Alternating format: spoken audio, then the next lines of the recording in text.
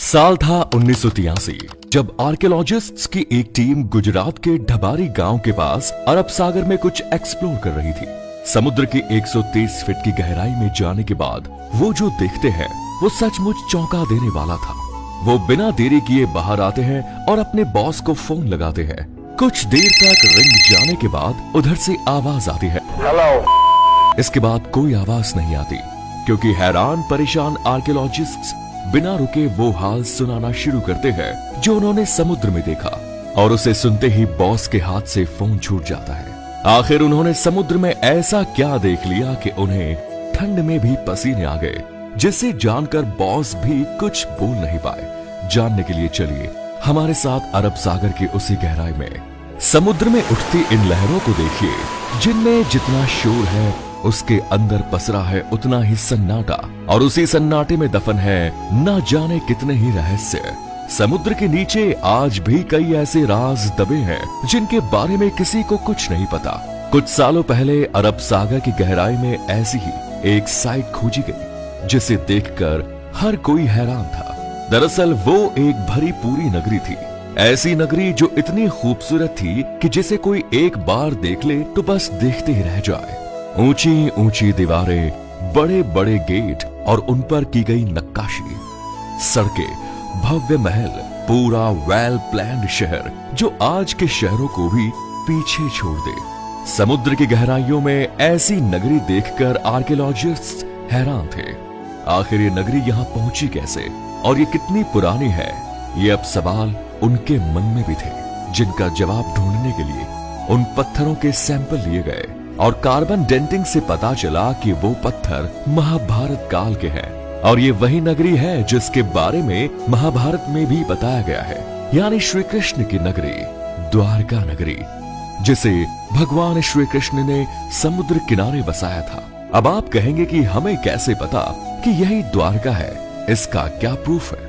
क्योंकि द्वारका जो गुजरात के जामनगर जिले में अरब सागर के तट पर बसा एक छोटा सा शहर है, जिसे भगवान विष्णु के 4 धामों में से एक माना जाता है, जहां हजारों कृष्ण भक्त दूर दूर से दर्शन के लिए आते हैं। अगर वो द्वारका है तो फिर ये क्या है? दरअसल श्रीमद् भगवत पुराण के 10वें अध्याय के अनुसार कंस का वध करने के बाद भगवान श्री कृष्ण यादव वंश के साथ मथुरा में रहने लगे, लेकिन कंस की मौत का बदला लेने के लिए उसके ससुर जरासंध ने मथुरा पर 1 या 2 बार नहीं बल्कि पूरे 17 बार अटैक किया।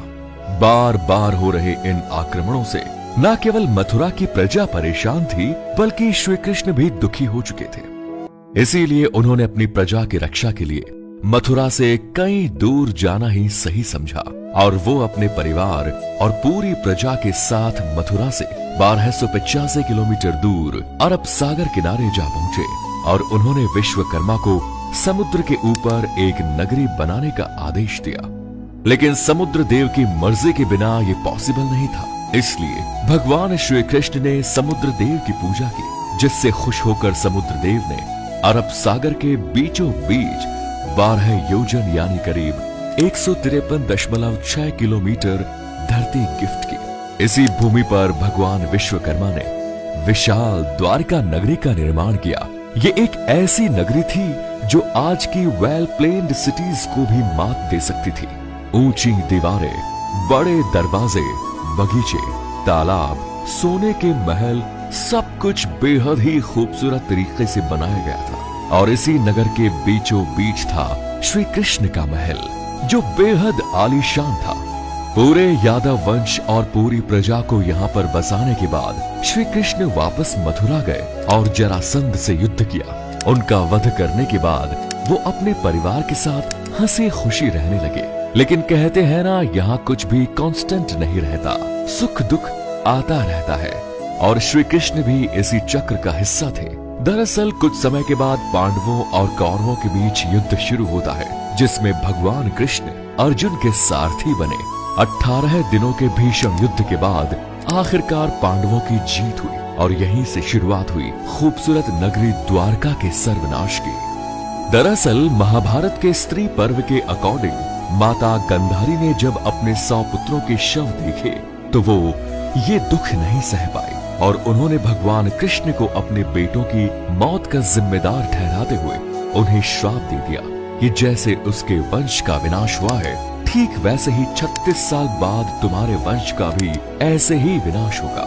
श्री कृष्ण इसके बारे में पहले से जानते थे, इसीलिए उन्होंने माता गांधारी के श्राप को आशीर्वाद समझकर एक्सेप्ट कर लिया। इसके अलावा एक और श्राप था जो यादव वंश के विनाश का कारण बना। एक बार की बात है, जब द्वारका के पास बसे पवित्र स्थल पिंडारक में कई ज्ञानी साधु संत आए हुए थे।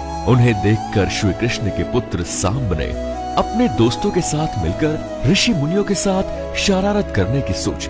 फिर क्या था, सांब ने एक गर्भवती स्त्री का भेष बदला और पहुंच गया साधु संतों के पास। वहां जाकर उसने ऋषि मुनियों से अपने होने वाले बच्चे के बारे में पूछा। ऋषि मुनि अपने साथ हो रहे इस मजाक से क्रोधित हो गए और उसने सांब को श्राप दे दिया कि वो एक लोहे के मूसल को जन्म देगा जो यादव वंश के विनाश का कारण बनेगा। अब श्राप तो एक ही भारी होता है, यहाँ तो दो मिल चुके थे। और थोड़ी देर बाद सांब के कपड़ों से एक लोहे का मूसल मिला। जब श्री कृष्ण के नाना उग्रसेन को इस पूरी कहानी का पता चला तो उसने उस लोहे के मूसल के टुकड़े किए और उन्हें समुद्र में फेंक दिया। यहीं उन्हें ये गलतफहमी हो गई कि ऐसा करने से उन्होंने यादव वंश को इस श्राप से बचा लिया, क्योंकि जैसे ही उग्रसेन मूसल के टुकड़ों को समुद्र में फेंकते तो उन्हें एक मछली निगल लेती और फिर वो मछली मछुआरों के जाल में जा फंसती। जब उन्हें चीरा जाता तो उनके पेट से उसी लोहे के मूसल के टुकड़े निकलते हैं। एक शिकारी उन लोहे के टुकड़ों से जहरीले तीर बना लेता है और ऐसे टुकड़े टुकड़े होने के बाद भी ये लोहे का मूसल एक बार फिर तैयार हो जाता है यादव वंश के विनाश के लिए। लेकिन कैसे? दरअसल 36 साल बीत चुके थे और वो समय आ चुका था जब माता गांधारी के श्राप को सच साबित होना था। पूरा यादव वंश नशे की लत में डूब चुका था। धीरे धीरे उन्होंने आपस में ही लड़ना शुरू कर दिया। फिर क्या था, अंदर ही अंदर यादव वंश में युद्ध छिड़ गया। भाई भाई को मारने लगा और धीरे धीरे पूरे राजवंश का विनाश हो गया। ये सब देखकर बलराम जी ने धरती का त्याग कर दिया और श्री कृष्ण जी जंगलों की तरफ निकल पड़े। कुछ देर चलने के बाद वो एक पीपल के पेड़ के नीचे जाकर लेट गए। तभी एक शिकारी ने उन्हें हिरण समझकर उन पर तीर चला दिया। ये वही शिकारी था जिसने मछली के पेट से निकले टुकड़ों से तीर बनाया और ये वही जहरीला तीर था जो लोहे के मूसल से बना था। जैसे ही ये जहरीला तीर श्री कृष्ण को लगा तो उनकी मौत हो गई और उन्हीं के साथ पूरा यादव वंश खत्म हो गया। जब अर्जुन को इसका पता चला तो वो दौड़कर द्वारका पहुंचे, लेकिन तब तक वहां सब कुछ खत्म हो चुका था। पूरी द्वारका आग में जल रही थी। इसके बाद अर्जुन ने जैसे तैसे खुद को संभाला और जलती हुई नगरी से लोगों को बाहर निकाल दिया। खाली होते ही द्वारका नगरी हमेशा के लिए समुद्र में समा गई। अब आपका द्वारका को लेकर जो कंफ्यूजन है उसको भी दूर करते हैं। दरअसल आज द्वारका को दो हिस्सों में बांटा गया है, द्वारका और बेट द्वारका। द्वारका समुद्र के किनारे बसा एक छोटा सा शहर है और बेट द्वारका अरब सागर के बीच बसा एक द्वीप। काफी सालों तक तो बेट द्वारका को माइथोलॉजी या पौराणिक कथा मानकर नेग्लेक्ट किया जाता रहा। इसका रीजन ये था कि हमारे पास ऐसा कोई प्रूफ नहीं था जो पौराणिक कथाओं में शामिल इस खूबसूरत सी नगरी को असली साबित कर सके। 1930 में अरब सागर में खोज की गई और इस दौरान बेट द्वारका के कई अवशेष मिले। फिर 1963 में इस आइलैंड पर खुदाई की गई तो कई पुरानी मूर्तियां और आर्टिफैक्ट हाथ लगे।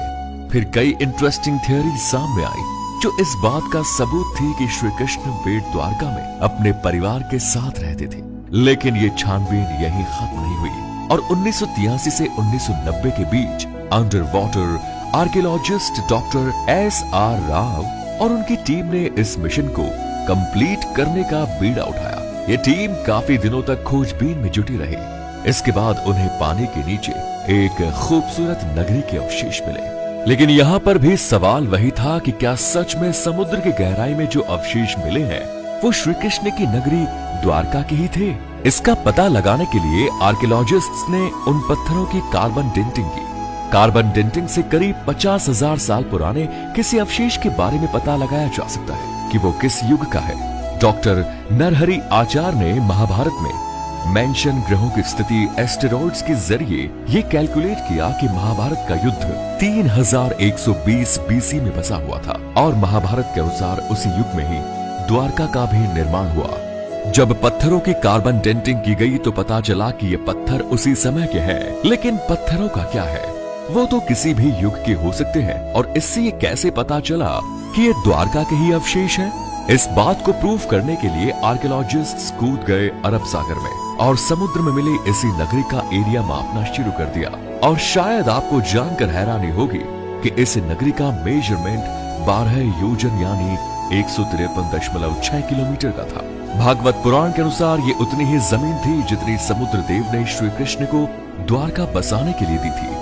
और ये इस बात का सबूत था कि ये श्री कृष्ण की नगरी द्वारका है और समुद्र के नीचे आज भी ये खुदाई जारी है।